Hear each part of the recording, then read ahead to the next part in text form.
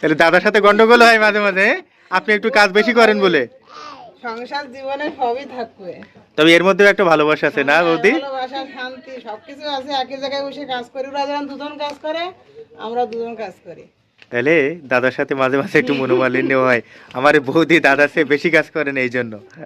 দাদাও করে। না, দাদা করে, কিন্তু আপনি এখন যেটা করছেন এটা তো দাদা পারেন না, এটা পারে না। এটা আপনি পারেন। আর দাদা যখন তলায় জোড়ায়, জি। ওইটা আবার আমি পারি না।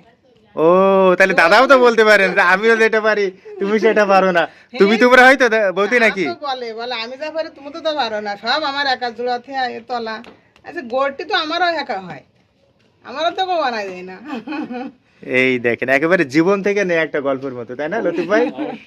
কি হাসি কান্না, হাসি দুঃখ সব মিলেই কিন্তু জীবন। সব মিশে এই সংসার। তবে এর ভিতরে একটা সুখ আছে। আমি আছে। এই যে বৌদিদের সাথে কথা বলে এটাই বুঝতে পারছি যে এর হ্যাঁ। ভিতরে কিন্তু মানে পাওনা কিছু না থাক, মনের একটা সুখ আছে, তাই না? হ্যাঁ।